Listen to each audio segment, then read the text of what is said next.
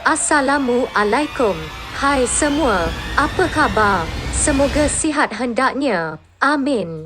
Terima kasih kerana sudi subscribe channel saya. Perkongsian hari ini adalah satu kisah misteri. Mari ikuti kisahnya. Setiap pasangan berkahwin pasti mengimpikan sebuah rumah yang selesa agar dapat membesarkan anak-anak dalam suasana yang aman dan harmoni. Begitu juga bagi Wan Embong, bukan nama sebenar. Selepas beberapa tahun berkahwin, baharulah dia dan isteri berjaya membeli rumah impian. Alhamdulillah dapat juga beli rumah sendiri yang selesa, tetapi ketika awal berpindah masuk, masih banyak barang perabot dan elektrik yang tidak lengkap.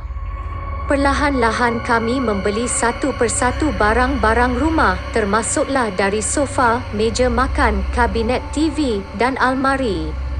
Alhamdulillah berkat kesabaran, akhirnya lengkap juga hiasan dalaman rumah kami, kata Wan Embong panjang lebar. Bagaimanapun, kata Wan Embong lagi, untuk bilik tidurnya, dia dan isteri mengambil keputusan untuk membeli barangan terpakai kerana ingin menjimatkan kos. Apatah lagi ketika itu, sudah banyak wang digunakan membeli kelengkapan lain dan isterinya juga tidak cerewet untuk menggunakan perabot terpakai. Masa pergi ke sebuah kedai perabot terpakai, macam-macam pilihan ada. Sampai rasa nak juling mata. Pilih kami berkenan dengan set bilik tidur yang diperbuat daripada kayu. Ia kelihatan sangat klasik dengan ukiran tradisional selain bahagian kepala katil mempunyai hiasan menggunakan kain baldu serta terdapat ruang simpanan rahsia. Ruang simpanan ini memang betul-betul rahsia, sampaikan saya sendiri tidak perasan dan cukup sesuai untuk simpan wang atau barang kemas, ujarnya yang membayar RM1,200 untuk set bilik tidur itu. Wan Embong memberitahu isterinya paling gembira apabila set bilik tidur itu sampai ke rumah dan ia kena dengan hiasan dalaman bilik tidur mereka. Namun selepas seminggu perabot kayu itu memenuhi kamar mereka, kata Wan Embong, isterinya sering mengadu kerap didatangi mimpi yang mengerikan serta menyedihkan setiap kali terlena di atas katil itu. Semua mimpi menyedihkan dan ngeri. Seperti anak kena sembelih, dikejar sesuatu dalam hutan, mimpi kena bunuh dan bermacam-macam lagi. Asal tidur sahaja dalam bilik itu, mesti akan datangnya mimpi tidak kira siang atau malam. Setiap kali bangun, memang akan berpeluh dan bercucuran air mata jika datang mimpi yang sedih.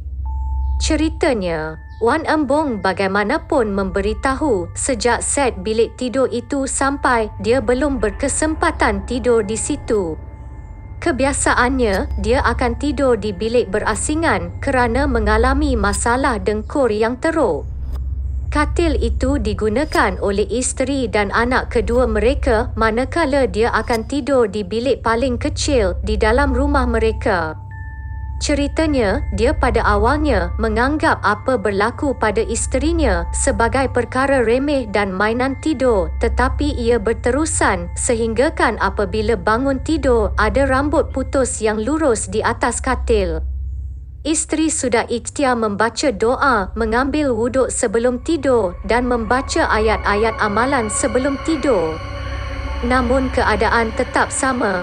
Sekarang ada pula rambut putus di atas katil dan ia bukan milik isteri.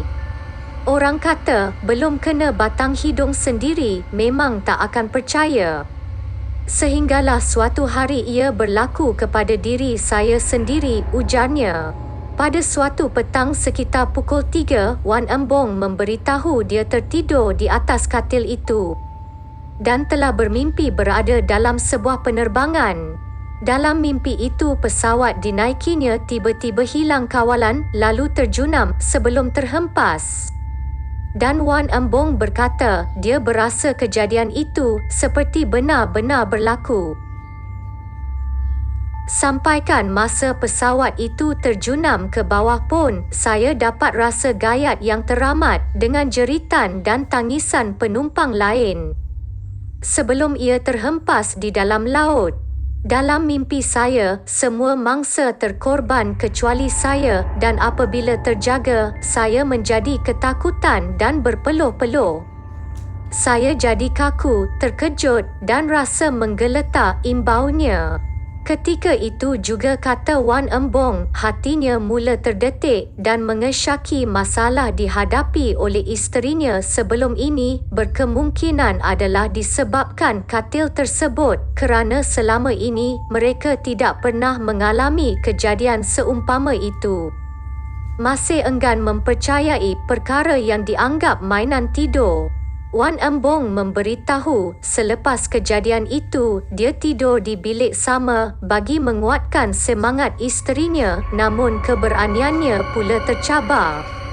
Sudahlah, isteri masih tetap mengalami pelbagai mimpi menyeramkan. Saya sendiri turut bermimpi pelbagai perkara seperti kemalangan isteri dan anak-anak kena sembelih, anak lemas dan bermacam-macam lagi. Seperti pernah dilalui isterinya, kata Wan Embong.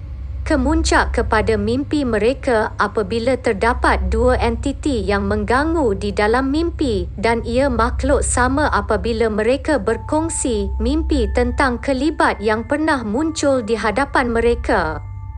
Tidak cukup dengan mimpi, katanya dia juga pernah ditindih ketika tidur, selain merasakan ada tangan berbulu yang cuba menutup mulutnya dan berbisik sesuatu di telinganya ketika tidur. Percayalah, dengusan di telinga memang akan meranapkan keberanian sesiapa sahaja dalam sekelip mata. Suaranya kasar, garau, macam seorang lelaki yang sedang menahan marah, katanya. Selepas malam itu, Wan Embong memberitahu dia mengambil keputusan untuk membuang set bilik tidur yang dibeli. Dan sejak itu, tiada gangguan atau mimpi pelik dialami mereka suami isteri. Lebih baik tidur di atas lantai berlapikkan toto. Tidur nyenyak, tiada gangguan mimpi yang pelik. Sehingga kini saya sendiri tidak tahu apa punca katil itu keras. Pasti ada kisah di sebaliknya, katanya, yang tertanya-tanya apakah rahsia di sebalik peristiwa berkenaan mengenai katil itu. Sekian sahaja perkongsian untuk kali ini. Terima kasih kerana sudi menonton.